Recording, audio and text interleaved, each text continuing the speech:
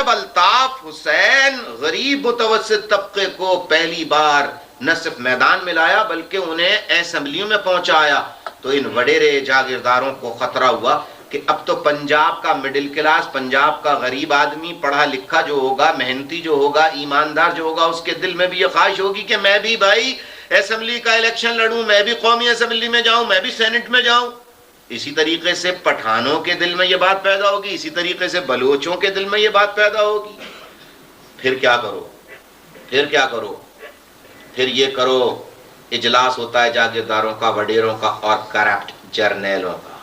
یہ سر جوڑ کر بیٹھتے ہیں، بولتے ہیں کیا؟ بولتے ہیں تنظیمیں بنا لو اور کراچی میں پنجابی مہاجر، پٹھان مہاجر فسادات کرا دو۔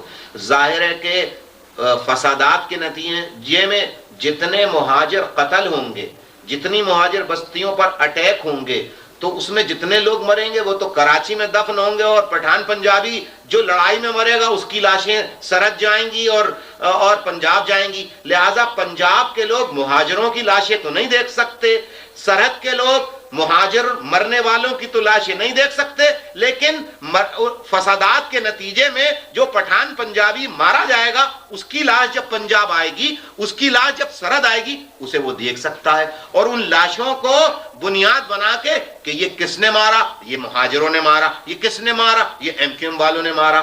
تو جب لاش پٹھانوں کی اور پنجابیوں کی پنجاب اور سرحد جائے گی تو عام پٹھان بھی اور عام پنجابی بھی، پنجابی کی یہ کس کی لاش؟ یہ پنجابی کی لاش کہاں سے آئی؟ کراچی سے آئی۔ کس نے مارا؟ ایم کیو ایم نے مارا۔ تو عام پنجابی بھی یہ منظر دیکھ کے ایم کیو ایم کو گالی نہیں دے گا کیا؟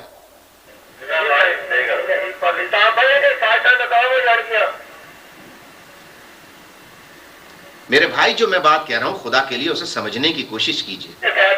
پنجابیوں نے متنفر کرنا تو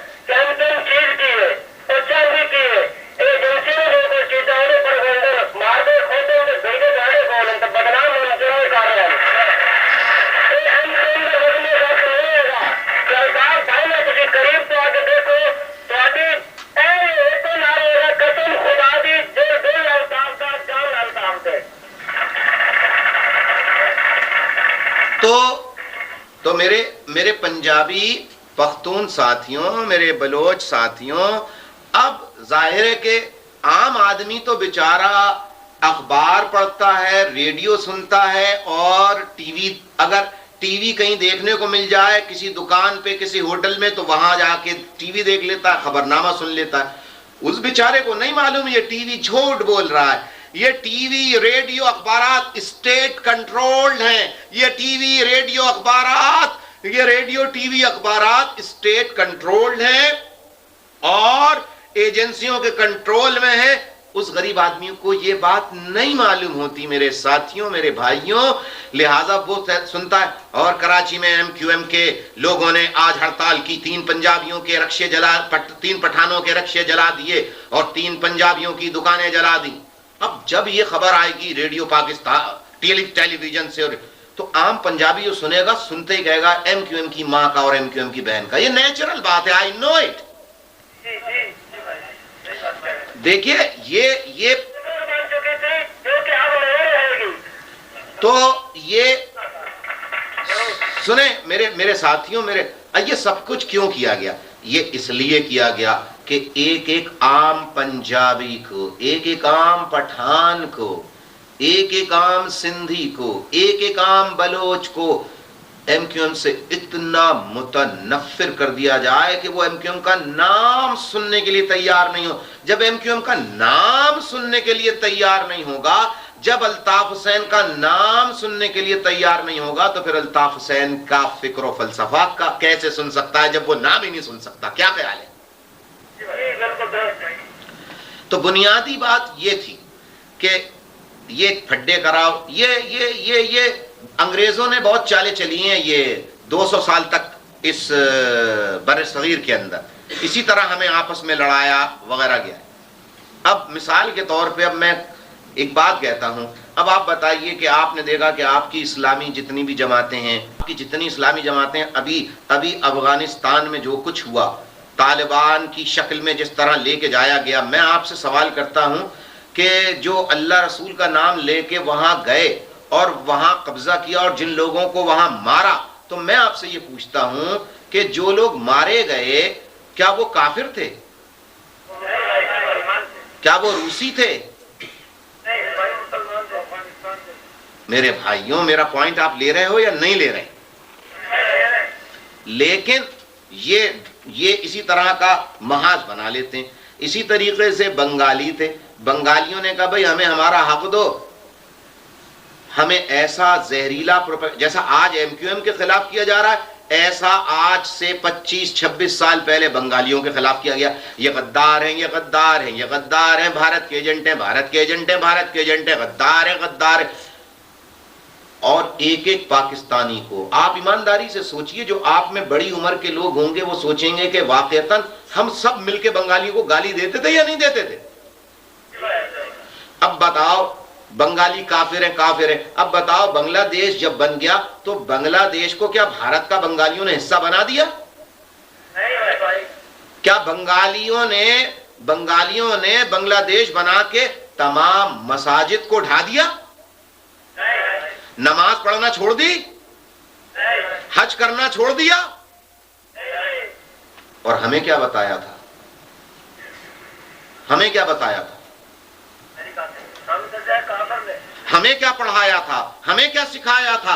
ہمیں کیا دکھایا تھا؟ ہمیں کیا بتایا تھا؟ ہمیں کیا سکھایا تھا؟ میرے ساتھیوں، میرے پیاروں، اب میں آپ کو بتاتا ہوں، سنو۔ آج میں اپنے پنجابی، بلوچی، سندھی، پختون بھائیوں کو یہ بھی بتانا چاہتا ہوں کہ بنگالیوں کے خلاف سازش کیوں کی گئی تھی۔ سنو، بنگالیوں کی جو ایک عوامی لیگ تھی، اس عوامی لیگ میں کوئی وڈیرا جاگیردار نہیں تھا۔ اس عوامی لیگ میں غریب متوسط طبقے کے لوگ تھے، اور جو الیکشن ہوئے تھے اس میں مجیب الرحمان نے جو کامیابی حاصل کی تھی اس میں ایک بھی وڈیرا جاگیردار نہیں تھا، ایک بھی نہیں تھا۔ لہذا انہیں ڈر ہوا کہ بنگالیوں کی جو ایک جماعت middle class, lower middle class بن گئی ہے، اگر اس کے خلاف پاکستان کے غریب عوام کو بھڑکایا بہکایا نہیں گیا تو یہ تو عوامی لیگ پھر پاکستان مغربی بازو میں بھی آ کر انقلاب لے آئے گی اور جاگیرداری کا تو خاتمہ ہو جائے گا۔ لہٰذا ان جاگیرداروں وڈیروں نے بنگالیوں کو غدار قرار دے کے ملک توڑنا گوارا کر لیا، مگر مڈل کلاس کی لیڈرشپ کو اور ایسی جماعت کو جس میں مڈل کلاس غریب لوگ تھے اس کو برداشت نہیں کیا، ملک توڑنا گوارا کر لیا۔ اور جو ہمارے خلاف فوجی آپریشن شروع کیا گیا اس پہ پورے ملک کا خزانہ، آپ کو معلوم ہے آج پاکستان کی معیشت تباہ ہو چکی ہے، لیکن لوگ بتاتے نہیں ہیں کہ ہوئی کیوں۔ انہوں نے سارا خزانہ جو ہے وہ ایم کیو ایم کو اور مہاجروں کو ختم کرنے کے لیے استعمال کر دیا، سارا خزانہ۔ انہوں یہ ملک کو تباہ کرنا گوارا کر لیتے ہیں، لیکن یہ گوارا نہیں کرتے کہ مڈل کلاس اور غریب طبقے کی کوئی جماعت زندہ رہ سکے، کیونکہ ڈر ہے۔ لیکن اللہ کے فضل و کرم سے ایم کیو ایم کو یہ تو ختم نہیں کر سکے، اور ایم کیو ایم تمام تر مشکلات پریشانیوں کے آپریشن آج بھی کسی نہ کسی شکل میں جاری ہے، اس کے باوجود متحدہ قومی موومنٹ میں تبدیل ہونے میں کامیاب ہو گئی، یہ اللہ کا کرم ہے۔ اور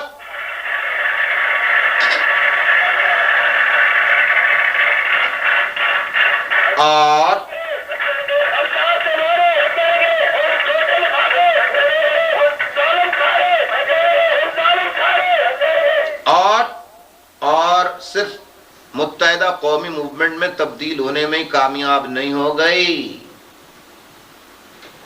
بلکہ آج یہ صرف ایک نام کی تبدیلی کا اعلان نہیں ہے، بلکہ پاکستان میں موجودہ فرسودہ فکر میں تبدیلی ہونے کا اعلان ہے۔ خدا کا فضل ہے کہ بڑی تعداد میں نہ صحیح لیکن چاہے آٹے میں نمک کے برابر تعداد ہو، پنجاب، بلوچستان، سرحد پنجاب میں میرے بھائی ساتھی ایسے پیدا ہو گئے ہیں جو بلو بلٹ پنجابی، پختون، سندھی، بلوچ ہیں، جنہوں نے حقائق کو سمجھنا شروع کر دیا ہے اور ایم کیو ایم کے فکر و فلسفے کو سمجھنا شروع کر دیا ہے۔